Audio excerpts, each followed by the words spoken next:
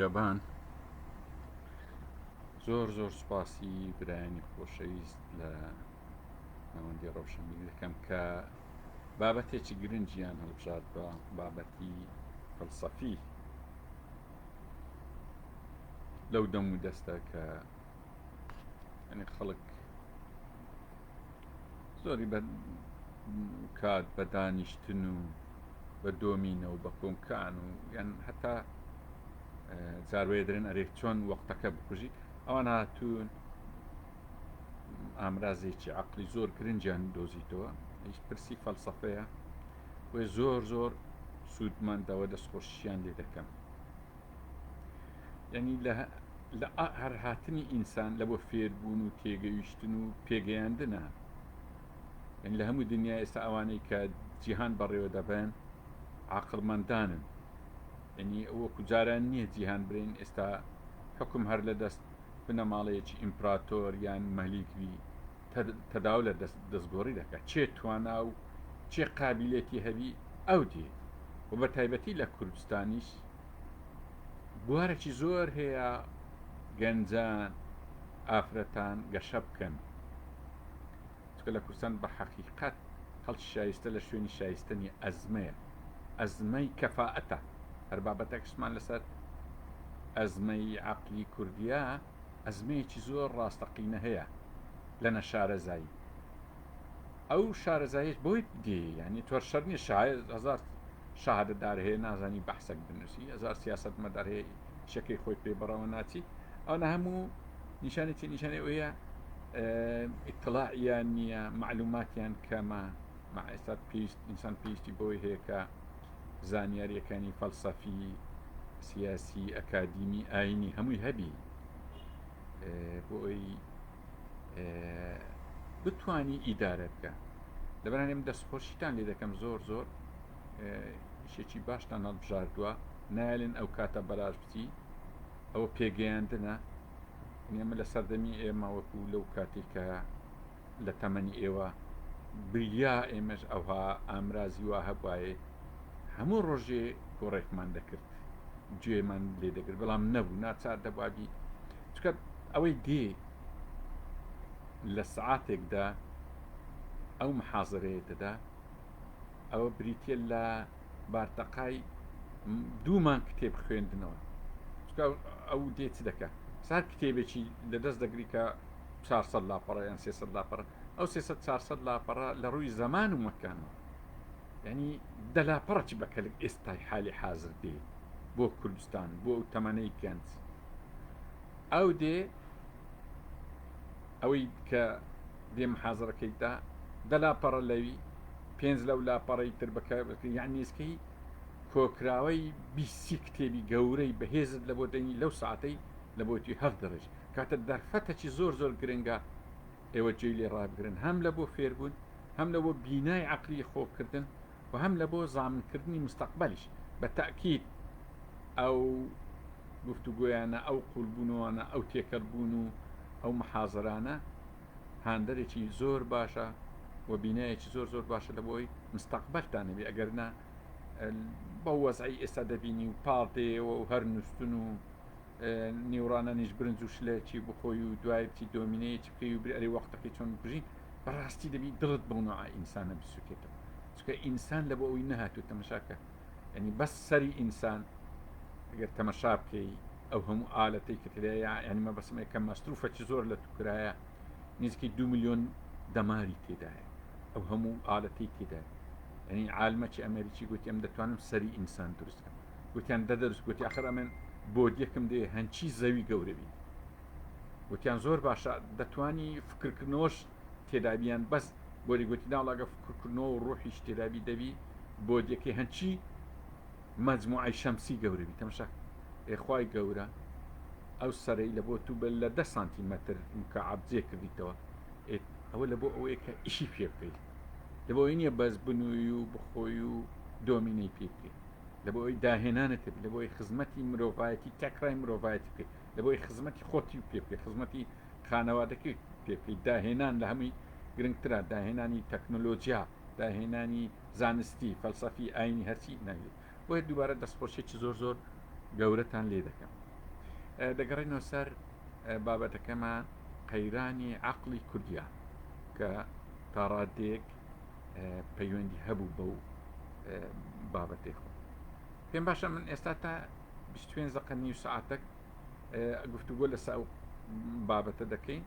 ئێوە لە ئێستاوە هەر پرسیار و پێشنیار و هەر مداخەلە هەرچی ناوی لێدن هەتان بوو ئەوە تەسجیلیکەن وەبی ئەم لە کۆتایی نیو ساعتەکەی دوایی پێدادێن پرسیارەکان یەکێکە مناقشەی لەسەر دەکەین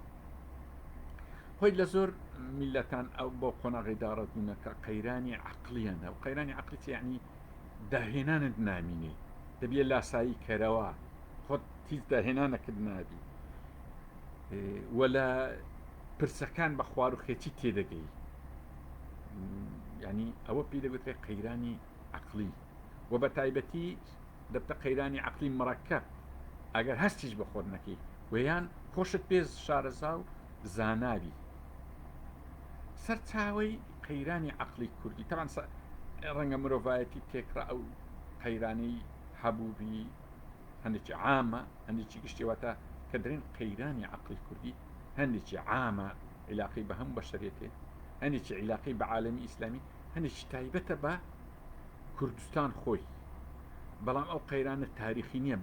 زۆر غەڵەتە گەبرین ئێمە لە تاریخدا هەروە بێعەقڵ بووینە نعم مثلا لە قورئاندا باسی عەرەب دەکات لعلكم تعقلون ئەوە وەکو بڵێ سیفەتەی تاریخی داتی بەڵام لە بۆ کورد و میلەتان تر هیچ بەڵگەکی وامان نییە کە تاریخی بی ئێمە نزیکەی 100 ساڵە کە تووشی ئەو ئەزمەی عەقلی بینندنە پێشترێ زانا و دانا و پزیشکی گەورەمان هەبوو یاقوت حەمەیی دەرێ من کە بەرەو شارە زۆر ڕۆیشتم یاقوت حەمەیی لە سەدەی 12 لە کتێبی مەعجەم البولدان درێ کە گەیشتمە شارە زۆر ئەوەندی عولەما و زانا و ئەتوبا و فەیلسوفم لە شارە زوربینی لەو سەردەمی لە هیچ شوێنێکی دنیای ومە هەنی کاتە ئێماش لە تاریخدا خراپ نەبووینە بەشی خۆمان هەبوو بەڵام ئێستاە تووشی ئەو قەیرانە بووین ئەگەر دەنگ وشتم باش نەبوو توا یەک لە کۆمنتەکی باسی دەنگیان هەر پێشنیارەکە بوو لە بۆم بنووسیوەبی چایکەم باسمان کرد سەرچاوەکانی قەیرانی عەقلی کوردی هەندێکی گشتیە هەندێکی تایبەتیە هەر عەقڵ لە ئەسڵدا بەخۆشی مەودای کەمە هەندێک قەیرانی خۆی هەیە لەبەر ئەوەی عەقڵ لەگەر واقع لە ڕێی هەستەکان تەفاعول دەکات دەبی چکە مەوزوعەکە باڵایە دەبی بە وردی چی لێ ڕاگرن عەقڵ لەگەر واقع چۆن تەفاعول دەکات چکە عەقڵ نامادیە واقع مادیە لە ڕێی هەستەکانە پێنج هەستەکانیش زۆر بەباشی بە سەلیمی واقع ناگۆزدۆن لە بۆ عەقڵ و ئەگەر گۆهستیانەوەش عەقڵ و حەقیقەتیش تا ڕادەیەک لێکجیایە قەیرانەکان لێرە دێ بۆیە عەقڵ مەحدودە یعنی ناتوانی زۆر بە وردی بستە ناو یعنی بابرین حەقیقەت بدۆزیتەوە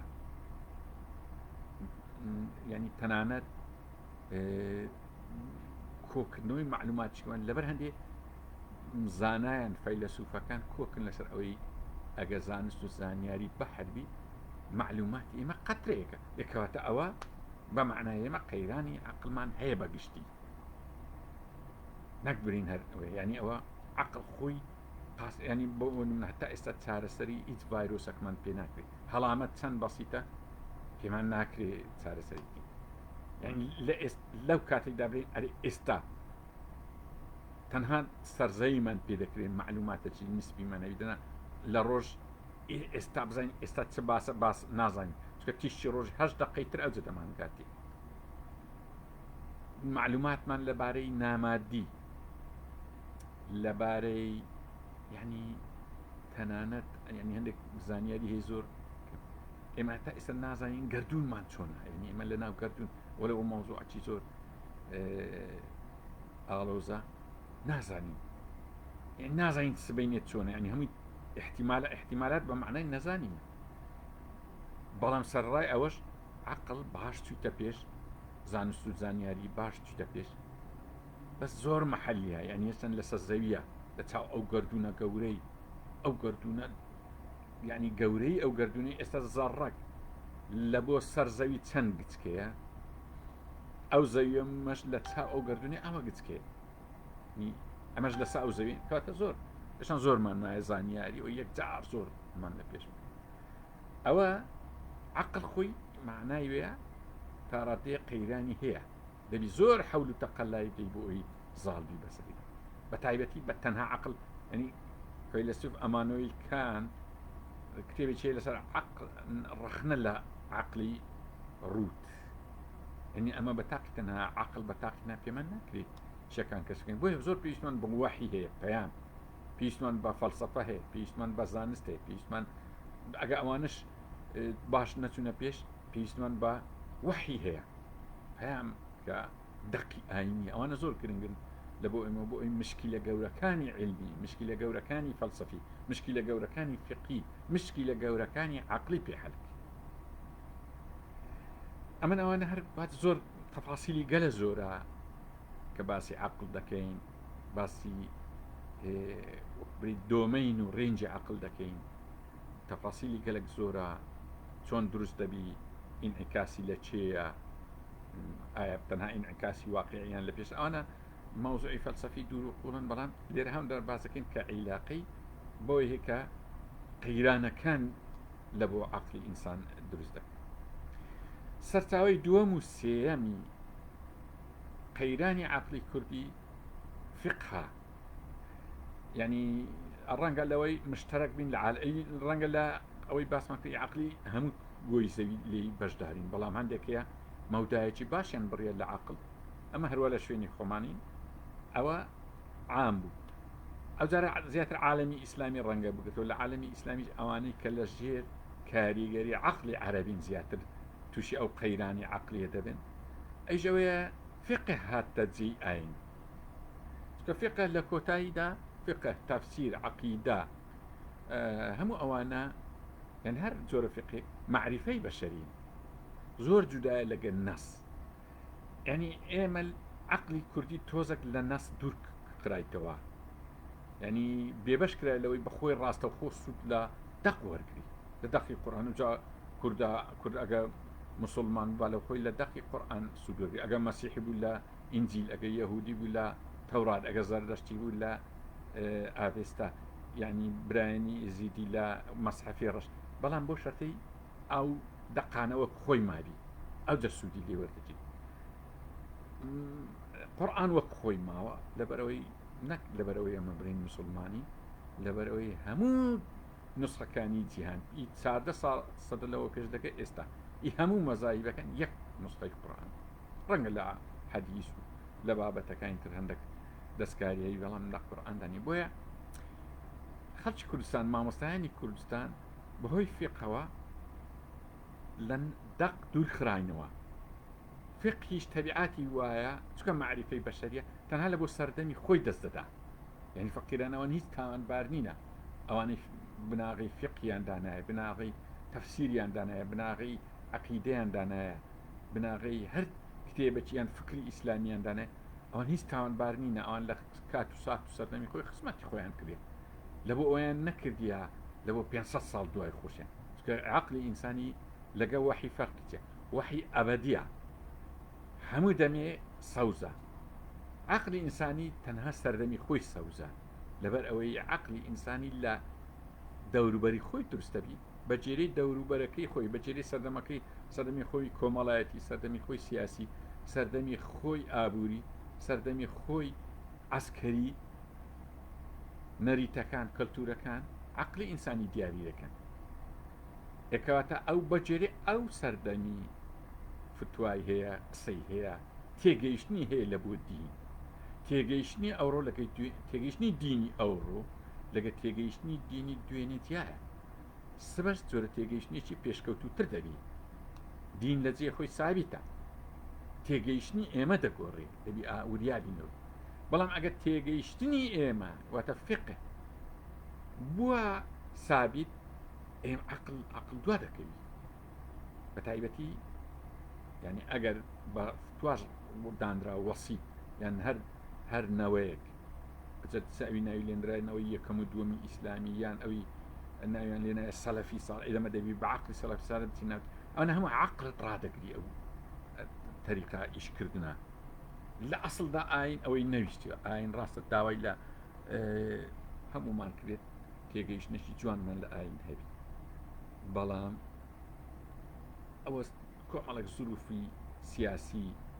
عسکەری قانونی العقی بەستەم کاریش هەبووەکە وایان کردیا یعنی دائما دەسەڵاتی ستامکار حەزی لێ میلەت دواکەوتوبی چکە ستەمەکەی درێژە دەچێشی ئەوانە هەمووی بۆ کارن ئەجا تەمان ئەو بابەتەش تەفسیلاتی یەکجار زۆرە ئەوەی کە یەکجاری بابرین کاریگەری لەسەر فقیش کردی عەقڵی عەرەبیە چکە عەقڵی عەرەبی عەقڵێکی زۆر دواکەوتووە نەک ئەوە برین تەشهیربی نەخێت هەر قورئان خۆی کە دەرێت لعلكم تعقلون یان الأعراب أشد كفرا أنا كمالك آيات يعني لعلكم يعني بالكو عقل دبن أظن كي دوازدە سێزدە کتێبی مثقفين عرب هي لس أزمة العقل العربي عقل عربي أزمة هي زۆربەی ئەوە میلەتانە دەبن تووشی ئەزمەی عەقلی دەبن ئەگەر خۆیان پێ گەورەتربی لە میلەتانی تر سکاتی خۆی پێشی میلەت ینی پێش لاتینی قەدیم خۆی پێ گەورەتر بوو وی دزین لە میلەتانی تر خی گەورە فەزلەی تایبەتی دایتی یەهود هەروەها فارسی پێشتر هەروە هەتا نەهاتوون ئەو مەفهومیان نەگۆڕێ پێشکەوتن نەبووە لە ناوە دوای زۆر تووشی کۆسپوس قەیرانی گەورەش برایانی عەرەبیشمان وا تێگەیشتوونە کە ئەوان ئەفزەل المیلەت بەداخەوە هەندێک لە ئیمامەکانی جوایان بۆ شەرحکردینە تەسلیم ئەوەی بوونەکە ئەوان لای خوای فەزلیان هەیە ئەفزەل قەوم کە دەرێ باسی ئومەتی دەکا وەرزان لەگە ئومەتی عەرەبیتی نەکرد لەگە ئومەتی أمة المستجاب يعني أمة إسلام أمة إسلامي پانوبرينا لو تي عزرتي آدم هبوا هرچ پیغمبران هبوا هم ناوي إسلام هاتا دقات سردمي ولوي بحالت هاتشينا يعني تر أو عقلان استاكش زوربي رابورتني ودولات كان باسي عقل عربي لك كلا دواوية بتايبتي تقريري تنمية عربي خوش يعني تقريري متحدة يعني لە پرۆژەکانی چاکسازی ڕۆژهەڵاتی ناوەڕ زۆر بەوردی ئەو بابەتانی تێدایە کە تەرجمە لە عالەمی عەرەبی چیە عەقڵ چۆنە خوێندنەوە چۆنە ینی ئەگە غەڵەت نەم لە نێوان پەنجا و نازم نسبەتی زۆر لە جایزەی نۆبل هاتیە لە عەرەب وابزان دوانیان بەبەرکەتیە ئەویش هەردوو مسلینە کە دەچێسە ئەسڵەکەی دەبینی عەرەب نینە لە ئەسڵدا طبعا من دووبارەی دەکەینەوە ئەوە تەرشیر نییە برایانی عەرەب عەرەب و تورک و کورد و فارس و میلەتانی دنیا هەم براییەکی ئەمە کەسمان نەمان بیستێ برێن الفيلسوف الكبير في السعودية يعني العالم الكيميائي الإماراتي ئەوە نیشانەیە بەداخەوە ئێمەش تووشی ئەو وەزعی بووینە کە ئێستا کەمتر عالمی و هەمان لە ناهەرەکە بە تایبەتی لەسەر دەمی دەسەڵاتی خۆمان دەبواوی ئێستا وەکبری جەژنی عەقڵی کوردی بوایە بەڵام بەداخەوە ئەوانیش دەورەچەی خراپیان دیت لەو بارەیەوە یەک لە نیشانەکانی ینی کوی دەکەمەوە عەقڵی فقی و عەقڵی عەرەبی زۆر دژایەتی فەلسەفە و زانست دەکەن ینی ئێستاش ئەمە مامۆستامان هەیە کاتێک کە شکستەکی علمی دەیکاتە مادەکی وتاری جمعە نازانی لە قورئان نزیکەی لە 300 جێ داوای علم و زانست و پێشکەوتن دەکات داوای ئەوەی دەکات کەیفە بەدە الخەڵق نارێک خەڵقەکەش نارێت چۆن خەڵق دروست بۆ بڕتم دەرێت کەیفە بەدە چۆن دەستی پێ کرد دەرێت و بیر لەوەی بکەوە والذين يتفكرون في خلق السماوات عرض وآسمان دەرێت بیر لەوانە بکە والراسخون في العلم هذا مش أنا بك أو مهانداني عقل إنسان لو تيجيشني لعلوم لقردو الناسي لكيمياء لفيزياء لبيركاري يعني هندك فقيه بوديانغو بيركاري علمك النتسا كان أخرى إيتشون دليل باس فلسفة عندك هذا يانغو علمك زور خرافة إما هيك مان تهافت الفلاسفة تاكد قلت فلاسفة نيقولت فلسفة إخو أجرت فلسفة نزاني تەکنۆلۆجیاش نازانێت زانست ناوی کە تەکنۆلۆجیا و زانستن نەبوو دەوڵەتن کەنەوەە نەبوو حەزارەتن یعنی سەرەتایەتەکەی لە فەلسەفە دەست پێ ئەوەنە زۆر خاڵی گرنگن ئەم ناچارم تۆزێک بە خێرای تر چکە هەر دەدەقەکمان لە پێشمایە ئەو هۆکارانەی باسم کرد هۆکاری گشتی بوون لە ڕووی تاریخی و لە ڕووی واقعیش کاریگەریان هەبووە لەسەر دروستبوونی ئەزمەی عەقلی کوردی بەڵام هۆکارە تایبەتیەکان 100 ساڵی ڕابردووە ئەوش لەوەیە کە کورد بێبەشکرا لە دەوڵەت و دابەشکرا یعنی میلەتانی ناوچەکە ڕاستە دابەشکران بەڵام بێبەش نەکران هەرچی میلەتی کوردە دابەشکرا و بێبەشکرا کاتە سایکس پیکۆ بەشێکە لە ئەزمەی عەقلی کوردی و داگیرکاریەکانیش وە شکستەکانیشی کورد یعنی وای کردێ شکست لە کرۆمۆسۆمەکانی کورد گیربی دووبارەش ببتەوە ببتە قەیران وای لێ کردێت تووشی دەردەک ببی کە پێی دەگوترێت دەردی تەقەزمی سیاسی هەیە تەقەزم یعنی خۆ بچوو بوونەوە تەقەزمی فکری هەیە تەقەزمی سەقافی هەتا دەگاتە عەقلی یان سەقافی ئەوە هەرە دوای یەکەیتی کە گەیشتە ئەو ڕادەی تەقەزمی سەقافی هەبیت یان تەقەزمی عەقلی هەبی ئەو کاتە کەسی قەی لەسەر عەقلی کورد خۆی نامینێ خۆشی لەسەرێن بۆیە ناچار اعتیماد لەسەر عقولی دەرەوە دەکا ئیتر لەوە وای لێ دێت و کەسی ناوەخۆ ئێعتراف بە یەکتر ناکە هەر یەکی لە دەرەوە بۆ نمونە ئێستا لە کاتی سەردەمی مارکسیەکان دەبوابی یەکسەر ڕسمی کارل مارکس و ئەنجلس ماوسیتۆن پێدا بڕۆ هەتا دەگایستە نازانم چی ئەو ڕسم بەڵام خۆ لە ناوە خۆشمان مارکسی زۆر گەورە هەبوو اعترافیان بەوی نەدەکرد ینی تەنانەت ئاخیر حرەکەی بچوو کە مارکسێت اعتیمادیان کرد لەسەر کابرایەکی ئێرانی ناوی مەنسووری حکمەت چونکە کورد نەبوو هەر اعتیمادیان دەکردە سەرێ یعنی ئێستاش ئەگەر تەمەشاکەی لە تەمسیلان ینی لا ئیرادیە دەیکە تەمسیل دەکا کە کوردەچی دەشتێ دەینی بە غەشیمی پیشانی دەدا بەرگەچی کوردی لەبەر ینی وا تو خۆت لە ناوخۆ ئاعتراف بۆ یەکەی کە ئەتو دوا کەوتووی ئەوانە لا ئیرادین ئەوانە لە ڕووی ئەنترۆپۆلۆجیاوە کە سوودی لێوەدەجێ کە دەزانی ئەو میلەتە بەخۆی لە حالەتی ئەوەی دای ئاعتراف بە ئەزمەی عەقلەکەی خۆی دەکات ئەوەی باسمان کرد تەقەزم سەقافی کاریگەریەکی یەکجار زۆر لەسەر میلەتان دەکات وای لێ دەکا هەر تەیار و هەر پێشهاتێکی لە دەرەوەی کوربی یەکسەر وەریەگری بۆ نمونە لە کوردستان هەتا سەرکردەکانیش ئێستا کە سەحەفیەکی دەرەوە دێ یەکسەر پێشوازی لێ دەکا ئامادەیە گفتوگوی لەگەڵ بەڵام سەحەفیەکی کوردستان هەر ڕەنگە بەبەر شەقاین دەکەن ڕۆژانە نیەش شەق لە سەحەفی نەدری لە کوردستان ها تەماشاکە ئەنی لە سەرکردەکانیشە لە هەموو شتی خراتر ئینسان کە گەیشتەوە حالەتانە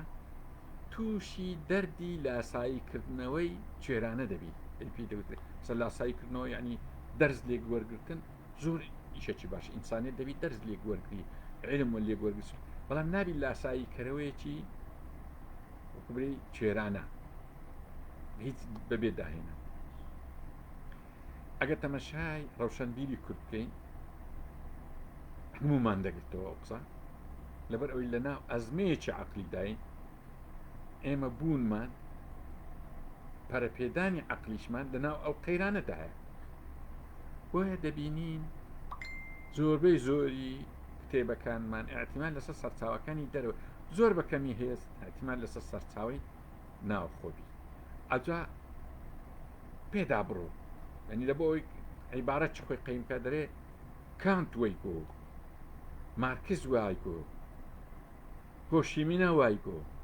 زۆر بەکەمی دەرێ مەولەوی وایگۆ شێخ سەعیدی نەورەسی وایگۆ ئەسڵەن ئێستا ئەمە ١٩٩ مسەقەفی کورد بە مامۆستای ئەینیش ناوی شەمسەدین شەهرەزووری هەر نەبیستێکە لە مستەوای ئەرستۆیە کوردە چکە کوردە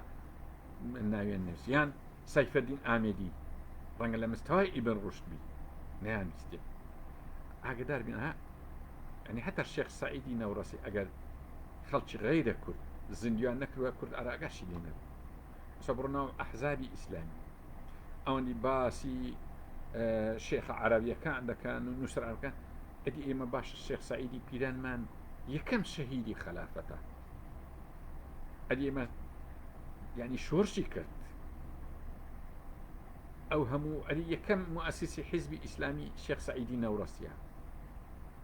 كباسي أو أدبياتنا نية يعني لا أنا إسلامي كان دوباره استاش لا ساي كرنوا كان لا ساي عقل عربي ده كانوا عقل عربي بخوش الأزمة دايا كاتا أزمة عقلي كردي لا تشير على بزانا إنقاذ كشي هر قيرانا أو بيدا بتري قيراني مركب أول لا يعني بابلي أينك إلا يعني علمانيك لا يعني علمانيا كانش لا ساي سرتا لا ساي رجع دواء أزار معجب با يشيت سوفيت وماركسيت كماركسيت روح أزار زارش كتشونوا أوروبا هر ولا دنيا دكريت لا تواني بخوي إنتاجي شي عقلي خوي هذي يعني با يعني زور والبين زور مهمة أو بابتا لا سايكرنوا كانش أول كنك و سكا وقت كش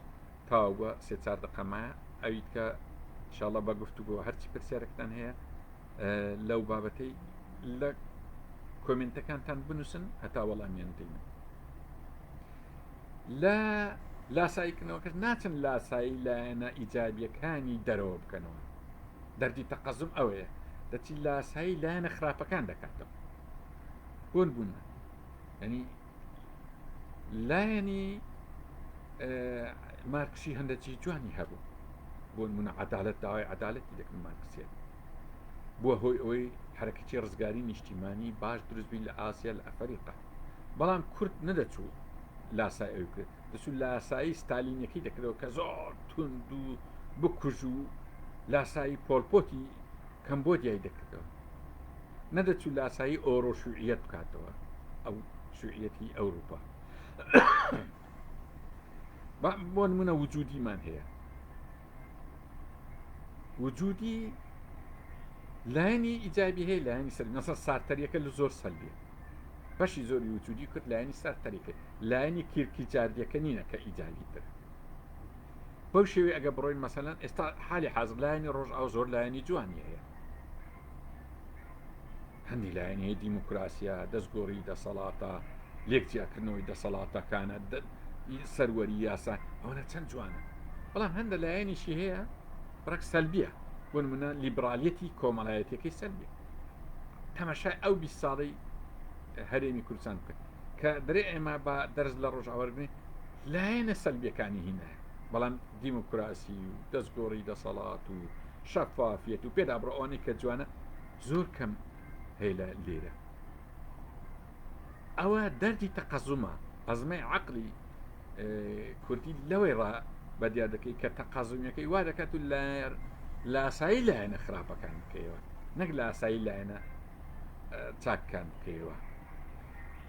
لكو تايدا حزا كان برسيارة كان تامي أي تشارة سرتيا هو أو كرنجا راستي تشارة سر دەسەر دەستی ئەوانەتی کە شارەزای ئەو بابەتان دەکەن ئەم پێم وایە کە تەمەشای تعلیمی عالی دەکەی تەمەشای پەروەردە دەکەی و تەمەشای سەقافەی کوردی دەکەی کە دەسەڵاتی کوردی لێی بەرپرسیارە بەڕێی من لەو مۆزوعی نەگەیشتووە هەتا ئێستا یعنی هەر لە پێی ناکرێت قەیرانەکەش دیاری بکە ئەسڵ زۆر خۆی پێ باشە هیچ دەرێ عیبمان نییە لەبەر هەندێک کە دەرێ عیبمان نییە کاتە هەست بە ئەوەی ناکە کە دواکەوتووە هەست بۆی ناکە کە جیهان گەیشتە چێ و ئێمە ینی هەروە هەتا ئێستا ئەلفێکمان جملەیەکی خۆمان نییە ئەگەر موقناتیسێک بینی جل و بەرگ و قەلەم و ئەومە ڕوت و قوت دەبینەوە چۆن دەبی ئینسان وا بژی ئەسڵان لە تاریخدا ئێمە ینی خاوەنی داهێنانی خۆشمان بووینە هەر دوێنێ بوو ئێمە تۆپ و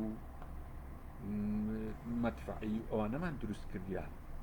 وەستا ڕەجەب هەر یەک زۆری تکەی وەچوانمان هەبووە شتی گەورەمان دروست ئێستا هەر هیچ داهێنانمان ئەسڵەن لە جامیعەکان داهێنان هاتە خوارێ توێژینەوەیەکی وا ناکرێکە ینی بگونجێ لەگە ئەو سەردەمەی زۆر بابەتێ من گەیشتە سعات 10:30 ئەو بابەتە چی دوور و درێژە ئەگەر حەستان کرد سەرچاوەتان پێدرێم لە مەوسوعەی جوودی بەشی سێم هەیە بە دوور و درێژی باسکرایە پێم باشە گرنگی پێ بدەن لە کۆتاییدا ئەوەی دەرێم چارەسەر هەیە بەڵام لەسەر دەستی ئەو دەسەڵاتەی نا دەریقەکەچی شارەزاد چکە ئەسبابەکانی ئەزمەی عەقلی کوردی وەشتی ئەسبابەکانی ئەزمەی عەقلی عەرەبی قوڵ نییە ئێستا ئەزمەی عەقلی عەرەبی زۆر قوڵە زۆر بە زەحمەت چارە دەکرێت بە سەورەش زۆر زەحمەتە بکرێت بەڵام ئەزمەی عەقلی عەرەبی سەطحیە بە ماوەیەکی کەم دەتوانین ئەمە ئێستا 10 ساڵ وەکوێی عەقڵێکی جوان کوردستان بەڕێوە بە بەڕێی من کوردستان کە عەقلی کوردی کەوتێتە سەرتەنیش دەیتوانی بێختە سەر پێی خۆی وە بەڕێکەوی و بە ماوەیەکی کەم بگاتە کاروانی میلەتان و لەویش ڕەت بدا و ببتە هۆی ئەوەی خزمەتی ئینسانیەت بکە نەک هەر پاشکۆبی دەستەکانتان خۆش بی بۆ جێڕاگرتنتان زۆر ئەماوە یەکەم تەجروبەیە لەگەر جەنابان دەکەین ئینشاءڵڵا ئێستا پێدا دێین بزانین ئەو پرسیارە و ئەوانەی کە دەست خۆشیان کردیا ئەوە زۆر سوپاسان دەکەین بەڵام ئەوانەی پرسیاریان کردیا وەڵامیان دەدەینەوە ئینشاءڵڵا کاک حسێن بەرگ دەرێ ئێمە لە زڕێک کەمتر دەزانین زۆر جوانە بالفعل جە چێش ئەوەی دەزانی ئەوەی نەشارەزا و نەفامی وە دەزانی گەلە زۆر زان یەکەم جار سقرات گوتی فەرقی من و خەڵکی ئەسینە ئەوەی ئەمن دەزانم نەزانم بەڵام خەڵکی ئەسینە نازانم ئەو زۆر گرنگە کەی نێزانی نەزانی ئەوە سەرەتای زانینتا لێ دەست پێکە دەست خۆش بی کاک حسێن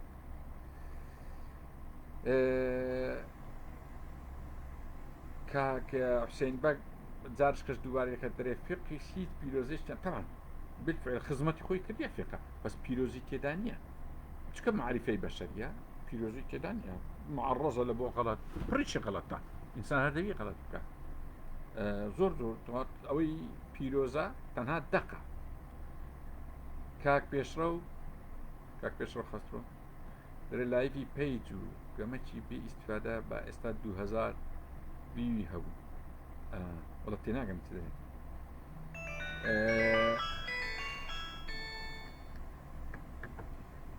کاسێ نەک هەر لە دوایە ژیان لە ئەسڵدا نیانە لە ئەسڵ هەر نییە دەری لە ئەسڵدا نییە ئەحمەد زۆیل مسریە یەک نۆبلیان هەیە لە زانست عەرەب یەک کاک حوسێن دیارە معلوماتی باشیە ئەوانەی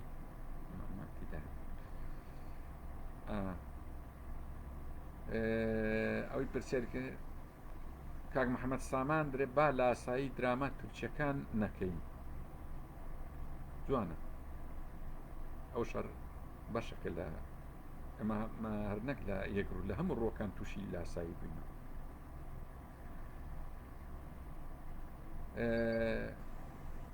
پرسیاری تر ئەگە هەبی کاک ئەوە خوشکە چیمان ئوستاد گیان ئەمە پەیوەنی بە نەبوونی خۆناسیەوەش نیە دەست سەبەت زۆر جوان کاچ کورد و شەرقی بە نزمی بیر لە خۆ ناکەنەوە خوشکە چیمەن یەک شتێ زۆر جار هەیە بەلا شەرقی بەگەر دەدەن پێم وانییە شەرق هەمووی وابی ڕۆژتا ینی تاڕادەیەک سین و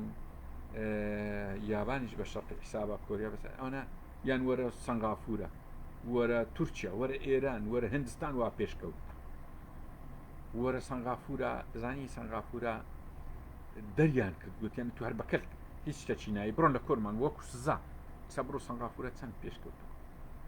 بڕۆ ئێستا مالیزیا پێشکەوتووە هەموو جیان بەرەو پێش تەنها عەرەب لە دوا کەوتووە کوردیش خۆی خستیتە ژێر عەقڵی عەرەبی قەیرانەکان لەوێیە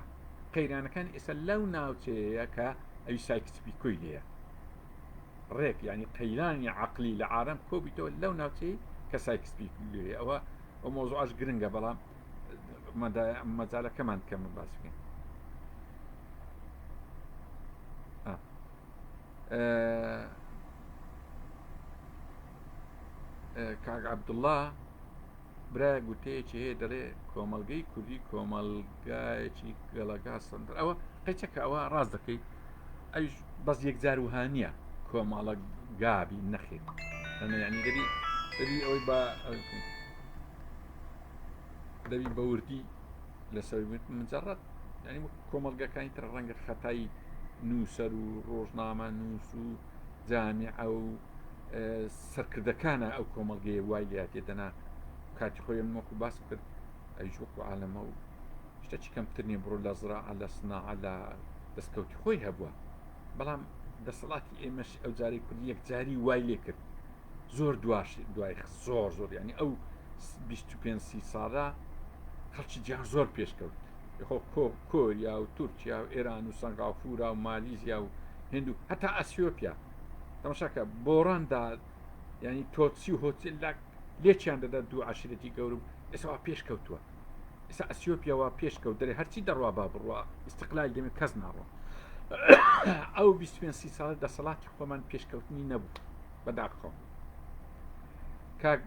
زریان بارزان دەرێ بە کورتیدا تاچی کورد بە هەرە و ژیر نییە لەو دەمەی وایە دەبی ئاگدارین لەو دەمەی ڕاست دەکەیت کاک محەممەد سامان مامۆستا گیان بەلایەن کەمەوە سعاتێک بەردەوام وڵی ئەمن وها ئەو کرەکە نیو سعات گفتوگۆ بین نیو سعات محازەرەکە بی و نی سعاتیش گفتوگۆ لە ئەوەکانی محازەرەکانی پێشتری فەلسەفە وها بوو لە بە هەندێ ئەمەش ئەومان وادانە مامۆستا ئەوە کاک حوسێن بەرگ دەرێ مامۆستا خۆشحاڵ دەبین جارێشتر کە لایفمان بۆ بکەوە بە سەرچاو وڵای من زۆر پێم خۆشە ئێوە پێ بکەن بەس پێگەیشتنی ئێوە لامە بەستە هەنی ئەم زۆر دەم نە بەخۆم حیزبم هەیە نە بە تەمای هیچ ئیشەکی نیمە لەو تەمەنەی تازە هیچ منێ بەڵام لە بۆ ئێوە زۆر حەز دەکەم چەندی پێتانەوانی چۆن لە بۆ کوڕەکانی خۆم ئەمن حەول دەدەم حەز دەکەم لە بۆ ئێوەش ئەوە حەول دەم پێ بکەن پێگەیشتنیش ئەلێرە بەو شێوازە دەبی و دەرفەت و ئامرازێکی ئاسانیشە ینی ئەمیش تەرجیحتان دەکەم خەڵکی تریش بابین وەبی مەدرسەیەکی زۆر بە قووەتی لێ دەرچی ئەو ناوەندە دەستەکان خۆش بی کاک حوسێن بێت کاک حەنا جەمال کورد زیاتر لە ئاسایی ڕووکەش دەکاتەوە تەنها لە ڕووکەش و سێوازی قسەکردن لە غەرب بچێت ئیتر پێی وایە پێشگۆڵی زۆر ڕاستە یان سەگەکی دەینی ئێستا خەڵکی مەفێرە ئەوەش بووینە سەگەکی دەینی یعنی ئەو یەک لە ئەمن جوانیەکانی ڕۆژاوە زۆرە بەڵام ناشیرنەکانیشی زۆرە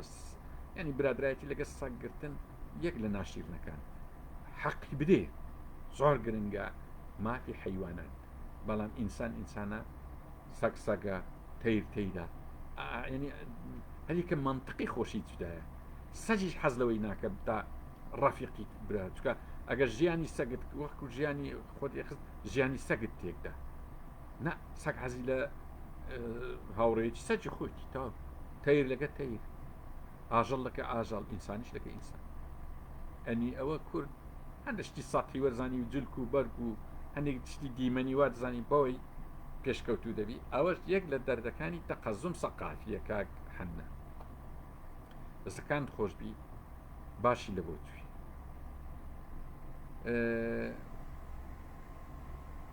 پشکە چیمە دەست ئەوانی کە دووبارەش دەمسۆ زۆر دەستیان خۆش بکەواتە متابعەتی جوانیان ئوستاز ئەکرێ ڕەجێکی دەروون زانیش بەی بە هۆکار و هەڵبژاردننی تاچ کورد و شەرق خاڵە نەڕینەکانی ئەو کەسان وەڵە تەبعاً ئەمە کە باسی تەقەزم سەقافی دەکەین بابەتێکی دەروونزانیە ها ئەنی ئێستا ناخی کورد دەرونی کورد دەرونێکی تێکشکاوە نبینی ینی ئەو دەروونانە زۆر لە زانای گەورە باسییان کردیا بۆ من میکافیلی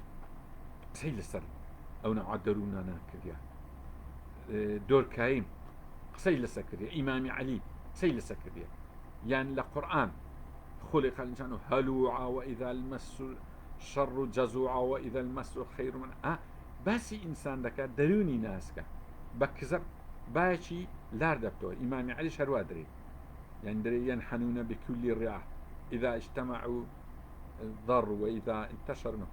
أجب زانا أو قصة مهمة دروني خرابي وشي إيمي كل كوالياتي لها مشتك اتحاد وقبري يقرتن رجيس يعني سرتاوي قوة بلام لوي نا دبت السرتاوي لاوازي زانا أو تشي بسردي يعني همو تعاونك شرنية باجري عادة مجتمعي درون نخوش أو يخش كتشي من بعضك تعاونية كشي لسا أساسي إثم وعدوانا نك لسا أساسي بر والتقوى أو دوستر يعني لسا أساسي إنساني نابي لسا أساسي دجي إنساني دي بزوري ورتا مشاكل إستالا كردستان نمونة كردستان جوان ترين اتحاد وريك بيشي لنيوان طبقي قندل كاران هي بلان باقي طبقة كيتر بارتوازن بوابزانا أولا نيزكي 30 سالة طبقي قندل چون يچي قرتيا دري ئامۆزا و براسا و خزمی یەکن یەک عیبیان نییە لە ناوەخۆ ساحبەتی یەکتر دەکەن زانە یەکەچیان دەگیرێ زانە یەکەچیان نهێنی یەکەچیان ئاشکرا دەکات ئەو گەندەڵکاریشن بەڵام زۆر زەڕیشیان هەیە یەکجار ئەو ئیتحادیان بوویتە هۆی وێرانبوونی کوردستان ئەدی وەرەخە ئەوی بەرامبەری تەبەقە مەحروم و فەقیر بێ کەسا و بێت سەرە و کەس ئێتراف بە کەس ناکات تەماشاکە میلەت ئەگەر بەختی چوو أو طبقية دبت السركردي دابا هندي أو بابتي خشكتي من بازا كدري أو بابت علاقة شي بدرونية زور راسته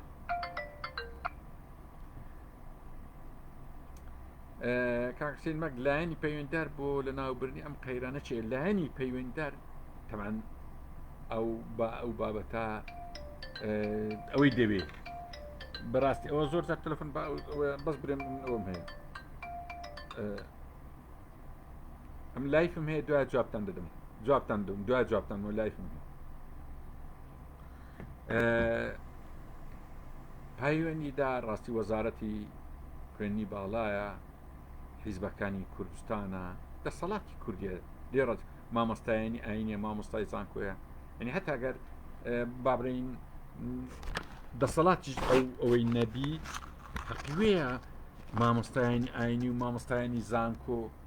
ئەنەس نەدوی بە دووی ئەوان نەکەون ئەبی لە سەنگەری ئەوەی بن کە عەقلی تاچ کرد لەو ئەزمەی ڕزگار بکەن نەخۆشیان بچن ببنە بەشێک لە ئەزمەی عەقلی نیشانەی هەیە یعنی لە بۆ ئەو مۆزوعی کاکوچێت ئەوەیە ئایا کامیان لەبەر دەرگەی کامیان هەر دەمەچی دیتر ڕەوشانبیر و نووسەر و مامۆستای ئاینی لەبەر دەرگەی دەسەڵاتدارانە ئەو بەمەنا ئەو میلەتە چاوەڕێی چاکسازی لێ نەکرد پێچەوانە ئەگەر دیتر دەسەڵاتدار و ڕئیس حیزب و سەرکردە لەبەر دەرگەی ڕەوشەنبیر و مامۆستای ئاین و شاعیر و هونەرمەندە ئەو میلەتە چاکسازی پێ دەکرێت ئەو خۆی هەمووی معادلەی لە بۆ دانرێت کاک محەممەد سامەد ئوستادیان باسی ناوی کابرایەکی شارە زووریتان برد ئەتوان کەمێک زیاتر لەسەری بتوێن و چۆن بتوانین زیاتر لەسەری ئەمن هەر نمونە میناوە شەمسەدین شەهرە زووری زانایەکی زۆر گەورەیە 4-5 کتێبی هەیە کتێبەکانی ئێستا یەک لەو کە دەرێن ئاینشتاین یەکەم جار زەمان و مەکانی پێکەوە بەستەوە لەوەی ئەوی بیرکاری خینبی XYZ لەگەت تی دەرنەوە ئاینشتاین ئەوەی وەکو بری پێکەوە بەس بۆعدی چوارەم سێ بۆعدەکە سێ دایمێنشنەکە سێ تەوەرەکە XYZ هەمووتان زان لە ئەندازە تەوەری چارەم یان بۆعدی چارەم ئەی پێی دەگوترێت تی زەمە درن ئاینشتاین بڕ تەماشای کتێبی شەمسەدین شەهرە زووری بکە ئەوەی تێدایە ئەم جارتی داواشم کرد گوتم یەک لە کوردستان ئەگەر دکتۆرای لەسەر شەمسەدین شەهرە زووری دەیتەوە ئەم یارمەتی دەدەم چۆن بینتەوە قوتەی بەحسەکەی چۆن بی چۆن وا بکە کە زۆر ئیکتشافات هەیە لەلاو ئەو کتێبەی هەیە پێشی عالمەکانی تر یعنی ئێستا کە دەرێن وڵای یەکەم جار گالیلۆ یان کۆپەرنیکۆس دۆزیانەوە کە ئەوەی دەسوڕێ عاردە دەسوڕێ نەک ئاسمان کاکە پێشی ئەوانە باسییان کردیە پێشی ئەوانە ئەلبیرۆنی باسی کردیا لە معجەم البولدان یاقوت حەمەوی باسی کردیا سەیفەدین ئامێدی باسی کردی لە زۆر جیان ئەوانە باس کرایە ئەوانە زۆر گرنگن وڵا کاک محەممەد دەستخۆش بکە و پرسیارت کرد زۆری ترمان هەیە لەو بابەتان ئەگە باسییان بکەین. خوشکە چیمان سەیری دار نەکردووە سەیری چاتەکە بەردەوامی نازمەڵات لەگەت پێکاک پێشنگ فایق دەستان خۆش یاخۆ مامۆستا بۆ بابەتەکە ئەمن چەند سیارێکمە یەک ئەوەی زۆر دیارە لە سەدەی 20 بەزەقی لە سەدەی 20 ئاین بۆ خزمەتی ناسیۆنالیزم بەکار هاتووە بۆچی کورد نەیانتوانیە سوود لە ئاین بینین و بۆی لەلایەن نەتەوەیەکی سوودی دەزانین چۆنە ئەو هەیە لە بخۆی ئاین ینی ئەوە نییە لە ناو فەردەچی بی و یەک دەستی بەسەدەگربن نە ئاین وەکو ڕۆژ وایە تیش کە دێ خۆ هەر ئاین نە علمی جوایە فەلسەفە جوایە وەکو تیشی ڕۆژە تو لە بە خۆت چەتەرچی هەرەدەی نالی پێت بکە ئەوە چیایە دەنە پرسیارەکە جوانە خەڵک زۆر سوود لێ هەیە بە خراپی سوودی لێوەرگتیا ڕاست دەکەیت بەڵام لە ئەسڵدا ئاین لە بۆ ناشیۆنالیزمی نەهاتیە ڕاستی لە بۆ وەتانی هاتیە بەس لە بۆ قەومی نییە یعنی لە بۆ تعسبی نەهاتیە چکە بەخۆی وەسفی خۆی دەکەدرێت لە بۆ هەموو عالم ڕەحمەتەن للعالەمین بەڵام هەیە لە بۆ ئەوی بەکارینە دەبواری کوردیش بەکاری بینی چێڕی لێگە بەڵام ئێستا تەماشاکە ئێستا ینی ئێستا چێڕی لێگرتووە دەسەڵات چ کار بە دین دەکە خۆی گەندەڵکار حەزی لێ میلەت بێدین بی میلەت فەلسەفەی نەبی میلەت زانستی نەبی ئاینی نەبی لە بۆ ئەوەی تەمەنی گەندەڵیەکەی تریش دەبتەوە ئەوە لەوەی ئەوە پرسیاری یەکەمت دووبارە ئەمژ تایید دەکەم حەقوی خەڵک ڕووی تێ بکە ئەمە ڕوو لە مەبادی فەلسەفە بکەین ڕوو لە زانست بکەین ڕوو لە دینیش بکەین هەموو پێویستین هەموو پێویستە لە بۆ میلەتمە ئەسەر لە هیچ دنیا با ئاگاداری ئەوی بن ڕاستە سەدەی بیستەم دوورکەوتنەوە لە دین بوو بەس ئێستا یەک دەوڵەتی لە عالەم نابینەوە نەگەڕاویتەوە سەدین هەمووی لە دەستورەکانیان تۆمارکردێ بەندێک کە مادەی دینی تێدایە تەنها فەڕەنسا نەبی هێشتا مادەی لە دەستوری هێشتان باسی ئەلمانیەتی دەوڵەت دەکات دەنەدە ئەوڵەتەکان کەسی وان نمایە پرسیاری دووەمی کاک پێشنگ دەرێ ڕۆلی نەرێنی ئیسلامیەکان چێ لە هێنان و بردن بە فقه عەرەبی لە کوردستان وەڵاهی ئیسلامیەکانی کوردستان سەردەمەک تا ڕادەیەک خزمەتەکیان هەبووە وەکو خۆیان بەشێک نەبووینە لە داگیرکاری دەستی دەسەڵاتی دەستی داگیرکاریان نەینایە وەکوی لە خیانەتی نیشتیمان تێدان لە گەندەڵی نەبووین ئەوانیان باشە بەڵام خۆیان نەیانتوانی خۆیان لە فقهی عەقلی عەرەبی ڕزگار بکەن بینای فقهێکی کوردستان نەک دین ئاگاتانی دین عامە بەس فقه دەتوانین ئێمەش فقهێکی کوردستانی وەکو پرسیاری یەکەم بۆ ئێمەش خزمەتی نیشتیمانی و کۆمەڵایەتی کوردستانی پێ بکەین دەبابی ئەوی بکەن ئێستاش نەچوە بچووی ئەو فۆرمەی ئێستای ئیسلامیەکان وە فۆرمی ئەلمانیەکان ژانی فۆرمی حیزبی لە کوردستان تقریبا کۆتاییە لە دنیای ئەو فۆرمە نمایەت دەگۆڕێت بۆیە زۆر گرنگە ئێوە هەموو لایەکمان بیر لە فۆرمێکی نوێ بکەینەوە کە خزمەت بە کۆمەڵگە و بە نیشتیمانەکەمان بکە دەتوانین هێنی ئەوەی کە جەنابەت پرسیارەکەت لەسەر کردیا لێ ئێمەش خزمەتی میلەتی خۆمان بە ئاین بە زانست بە فەلسەفە بە ئاکادیمیا بە تەکنۆلۆژی بە هەمووی بکەیت یعنی بەڵام عەقڵێکی منەسیر و موجهی دەوێت لەوێ پرسیاری سێمی بەشێک لە نووسەرە ئیسلامیەکان باز لە ئیسلامیەکی کوردی دەکەن بۆ چوونی بەڕێستان لەسەر ئیسلامی کوردیتە ئایا گەڕانەوەی فقی زانەکە بە هیچ نەوع پشتیوانیە ئیسلامی کوردی و ئیسلامی عەرەبی ئیسلامی ئەوە نییە فقهی ئەوە هەیە چکە ئیسلام یەک ئیسلامە ئیسلام یعنی لەوەتای دنیا هاتیە ئاینی خوای ناوی ئیسلامە بەڵام حەزرەتی ئیبراهیم ناوی لە ئاین نا ئیسلام کاتە هەمووی ینی مەسیحی ڕاستەقینەش ئیسلامە مەسیحی پابەند بە ئینجیلی دەستکاری نەکراو یەهودی پابەند بە تەوڕاتی دەست نەکرا عین ئیسلامە هیچ فەرقی نییە ئەوە یەکە بەڵام ئێمە لە کۆتاییدا کتێبێک دێ بە ناوی قورئان کە هەموو ئەو ڕاستیانەی تەورات و ئینجیل و ئاڤێستا و کۆنفۆشیێسێت و بوزی و هەمووی تێدایە ئێکەواتە لەوێ ئیتفاقین ئێمە خۆشبەختانە شتەکەی هەمومان لەسەر حەق متتەفیقین کۆمەڵگەکەمان بۆیە ئێمە شتێکمان نییە تەنها لە بۆ خۆمان هەمووی لە بۆ هەموو بەشەریەکە پرسیاری چارە من چی بکەین بۆی قەیرانی فکری لە ناو کوردەکەم بکەینەوە چارەسەر چێ و چۆن وا بکەین ئینتاجی عەقلی خۆمان ئەو زۆر زۆر جوانە کە گەیشتەوەی ئێمە ئینتاجی عەقلی خۆمان بکەین بە معنە لەو قەیرانە دەرچین ئەوەی کاک حوسێنیش باسی کردەوە جەنابیشت کاتە ئێمە ئێستا گەیشتنە پرۆژەیەک هەمومان بابیر لەوەی بکەینەوە نەخشە ڕێگایەکدانین چۆن ئێمە کۆمەڵگەی کوردی لە قەیرانی عقلی ڕزگار بکەین یەکەم جار ئەوە زۆر گرنگە بە دەستپێکمان پێنجەم ڕۆڵی ئەلمانی لە قەیرانی عقلی ناو کوردە چێ ڕۆلی ڕاگەن ڕۆشنبیرەکان لەم قەیران عقلی وڵای وابزان بڕکمان باس کرد ڕۆڵی ئەلمانیەکان بە تایبەتی کە حیزب پیر دەبی عقل پیر دەبی فکر عقل پیربوون بە معنای سەرسپی بوون ئەوان نا عقل خۆی هەیە یعنی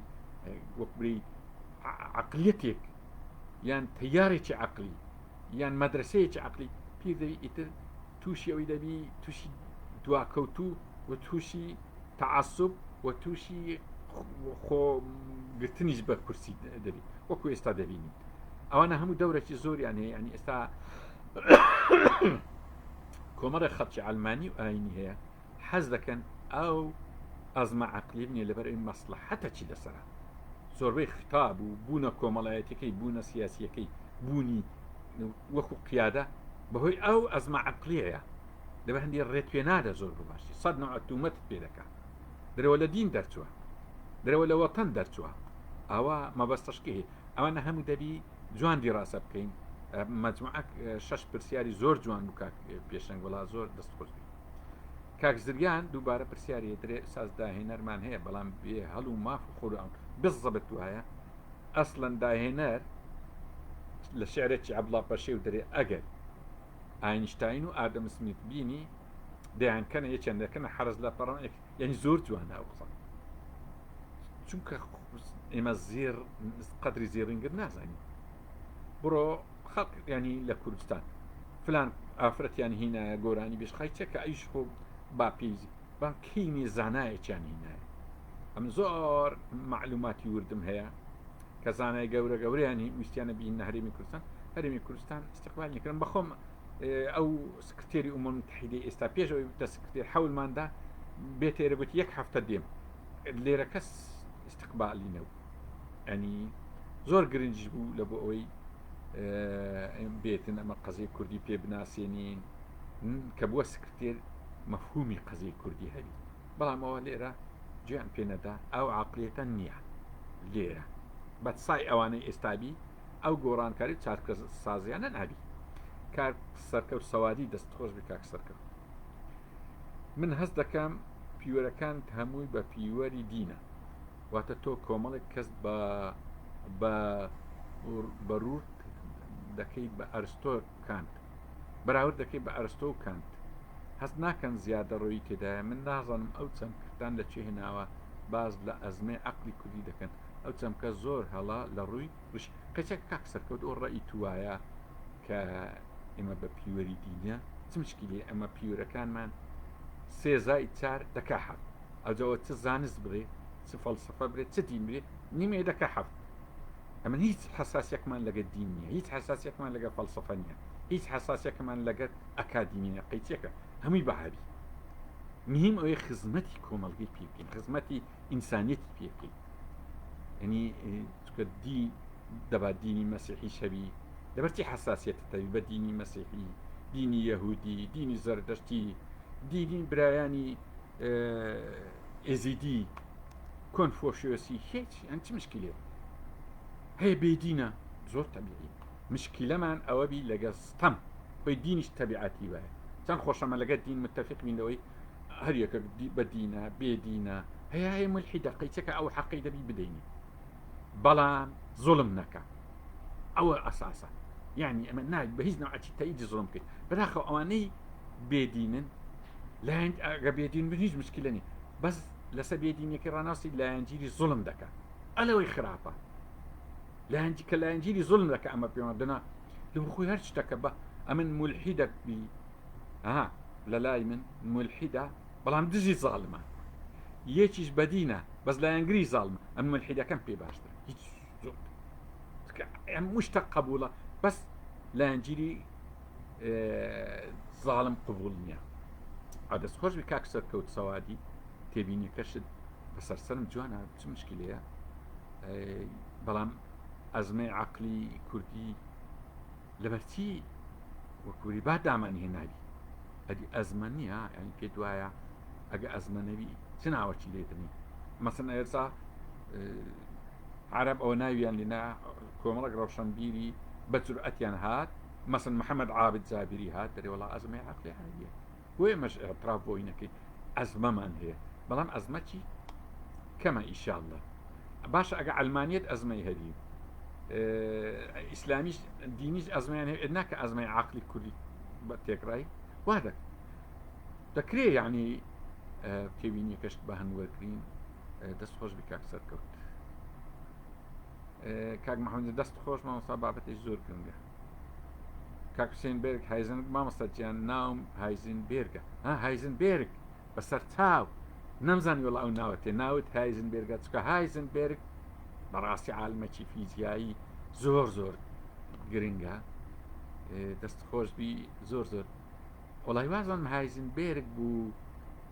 نەزەریەی ئەلادقەی دانا بینی ئەلکترۆن و خێرە وڵای وا دێتەوە پێشچاوم ئەسن ئەم دەرسەکانی فیزیایی سەفی ئەوەی متەوەستە و ئاعدادشم لە بیرمایە و خەریجی فیزیانی بەڵام زۆر حەزم لە فیزیای نسبی و فیزیای کوانتەمە هەردوو میکانیکی کوانتەم و فیزیای نسبی کە ئێستا قسەیان لەسەر جیهان هەیە قسەیان لەسەر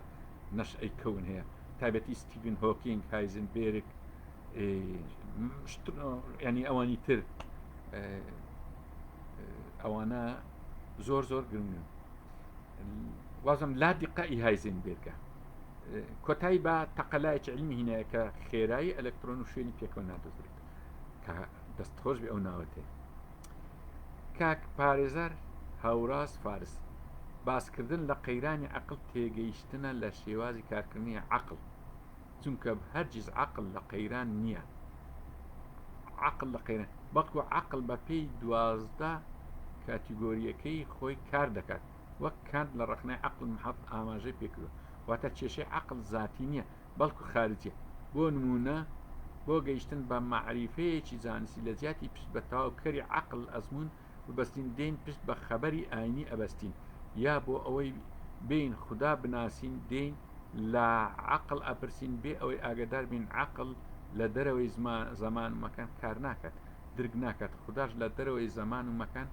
زارەوە زەمانکە بۆیە کێشەکە لەوەیە نازانین سەرچاوی معریفەت چین چەندن بۆ کاری سەرچیش بۆ ئەم بارۆخەی کە تێداین تەمبەڵی و ترسە ینی وچە نەزەرەکە ئیکاکەوراس دەست خۆش بی بەس لەبەرچی یعنی هەمووت یخستا خارجی ینی ئەتەمشەکە عەقڵ گەشەی عەقڵ لە منداڵی خارجیە ڕاستە عەوامیلی خارجی کاری لێ دەکات بەس کە دەگاتە سەردەمەک عەوامیلی داخلی دێجێ عەوامیلی خارجی دەکەوە بەس لە هەردوو باردا عەوامیلی خارجی و عەوامیلی داخلی هەتا سەری بەردەوا من لەگەیت ینی پێکەوەن ینی ئەو زەوجەی کە لە قورئان باسیەکە لەوێ هەیە یان ئەوەی کە فەیلسوفەکان ناوێ لێنایە زەد نەک تەناقض ئەوە پێکەوەن ینی عەوامیلی خارجی و عەوامیلی داخلی هەردەم پێکەوەن نەک وەکو مارکسیەکان دەرێن عەوامیلی داخلی مهم عەوامیلی خارجی هیچ نییە بەشەشی لە میسالیەکان وڵا هەر میسالیەکان نیستی ئەوە سپینۆزایە شۆبنهاوانی ئەوانەش دەرێن بەس خارجی هیچ نییە یان بەس داخلی ینی هەر یەکە و ئاعتیماد لە سلایەکی دەکات یەک دەرێ داخلی گرنگە یەک دەرێ خارجی ئەوتر هیچ نییە نا هەردوو گرنگە بەڵام هەر یەکە لە قۆناغی لە قۆناغی سەرەتایی هەموو حرەکەیەکی تەقەور عەوامیلی خارجی گرنگە لە قۆناغی ئەخیری عەوامیلی داخلی گرنگە ئەو کاتێک کە عەوامیلی داخلی گرنگە ئەو کاتی ئینتاجی عەقڵ هەیە یعنی با ورد بین کاک هەورا چکە مەوزوعی زۆر گرنگەتی نایتە ناو بابەتەکە ئەم زۆر پێم خۆشە کە باسی بەس وەکبری مادی و لا مادی دەکرێت عیبارات و کەلیماتی تایبەتی دەوێت مادی عیبارات و کەلیماتی تایبەتی خۆی هەیە لا مادیش ئەوجا خوایە یان قوانینە یان حەقیقەتە چکەوانە نامادین ئەوانە عیبارات و کەلیماتی تایبەتی خۆی هەیە تێگەیشتنێکی زۆر تایبەتی خۆی دەوێت دەستەکان خۆشبی کاکەوراس کاک شاڵاو ئایا عەقلی کوردی عەقلێکی دۆماتیستە نانە بەو دەرەجەی نییە حرەکە هەیە الحەمدوللا ئەوە نییە ینی بەو دەرەجەی نییە بەڵام ڕەخنەگرتن لە عەقلی خۆمە سەرەتای پێشکەوتنە ئینشاءڵڵا دۆگماشی تێدایە تا ڕادەیەک چ لە لای ئاین چ لای مسەقەفی بۆ نمونە ئەوانەی علم و فەلسەفە ڕەت دەکەنەوە لەلای ئاینەکان ئەوە دۆگمایە. چ مسەقەفێک کە ئاین ڕەت دەکاتەوە ئەیش هەر دۆگمایە، هەمووی پێکەوە دەبی ئیشی بکەین. ئێمە سوود لە هەمووان وەرگری لەسەر ئەساسی حەق. کاک محەممەد ئەسعەد ئوستادجیان هیوادارین بەردەوام بیت لەسەرکردنەوەی ئەم لایڤانەیە ئیشاءالله وەکو باسمان کرد بەسەر چاوە من ئامادەمە ئەچەنە وەختەکە تەواو بەس ئەو چەند پرسیارش حەزەکەم بە خێرایی جواب دەمەوە. کاک زریان بارزان وتەکە هی خۆت نەبوو کام وتەوەڵە نازم کاک زریان وڵا نازم لەگە کام وتەکە دەست خۆش. کاک محەممەد ئوستاز وەزعی کورد چۆن بووە لە ژێر حکمی خلافەتی ئیسلامیە بەعام و بە تایبەتی لە ژێر حکمی ئیسلام خۆی لە چاو ئێستا باشتر بوو چکات لەو سەردەمی ڕاستە خەلیفەی خراپ هەبووە موالی خراپ هەبووە بەڵام بەگشتی ئێمە کوردستانێکی زۆر گەورەمان هەبوو نزیکەی 64 ئیمارەت و دەوڵەت و ئیمپراتۆریەتمان هەبووە ئەو کاتی عولەمای گەورەمان هەبووە بەشی زۆری سربەخۆ بووینە ئاگدار بین بەس ئێستا لەو 100 ساڵێک کە هاتینە لە ژێر دەستی خلافەت نەماینە کەچینە بەردەستی ژێر دەستی دەوڵەتانی قەومی ئەلمانی نەزمە زۆر خراپ دواکەوتینە ئێستا خەریتەی کوردستان زۆر بچوک بوویتەوە تووشی ئەو قەیرانە عەقلی یەک لەو بەرهەمانەیەکە ئێستا باسیەکەی بەڵام ئەومانە ئەوە نییە عوسمانی یان خلافەتیش خراپیان نەکردی لەگەر ئێمە چکە خەلیفە هەبوو هەر باوڕی بەخوای نەبوو وەلیدی دووەم هەر باوڕی نەبووە خەلیفە هەبووە مەشروب خۆر بەخوایان هەیە زۆر لەونە خەلیفەی باشی هەبوو ئەمەش دەوری خۆمان دیتە سەلاح الدین ئەیوبیمان هەبووە لە شیمالی ئەفریقا تا دەگاتە ئێرە ئەوەی لە بەردەستی بووە ئیمارەتمان هەبووە دەوڵەتمان هەبووە پێم عەجیبە خەڵک بە ئیمارەتی سۆراندەری ئیمارەت دەوڵەت بووە زۆر گەورە بووە. کاک عەبدوڵڵا ساڵحیم بەرێ وەڵڵا بوو وڵات نازم لەگەتی کاک زریان پێ دوایە بەڕای من کۆمەڵگای کوردی ئەوەی کۆمەڵگای پێ دوایە بەڕای من کۆمەڵگای کوردیم باش تێناکە مەڵا کۆمەڵگا چکەم جێم لە برادێکی بدرن کۆمەڵگایە لەگەر بڕێک بە تەوسەوە درێ ئەوش ڕائیە قەیچێکە ینی ڕائیەکی وجودی بە خۆت زانی قیودی لەسەر گفتوگۆ نییە هەموو شتێکی دەتوانی برێت بە جێری مەدرسەوەی ئەتیادیان ئەگەر لەگە ئەویدبی ئەتیادی ئەویش باهەبی. کاک عەبدوڵڵا ڕەحیم خۆشحاڵ بووین کە پەیوەندیمان مامۆستاوە کرد بۆ ئەم لایڤە ئەی زۆری پێ خۆشحاڵ بوو کۆمەڵێک گەنج کۆبوونەوە تو خەریکی پرۆژەیەکی لەو چەشن ئامادەی دەربڕی و چەندان لایف لەگەڵمان بەردەوام بەسەر چاو کامان برێ ئەرێوەڵا زۆر بەسەر چاونا دیار لەگەرە منیانی کاک عەبدوڵڵا پیت بەخوا لایفێکی تردا دەچینە پرسی پوڵتر ئیشەڵڵا ئوستاز گەنجینەیەکە لێ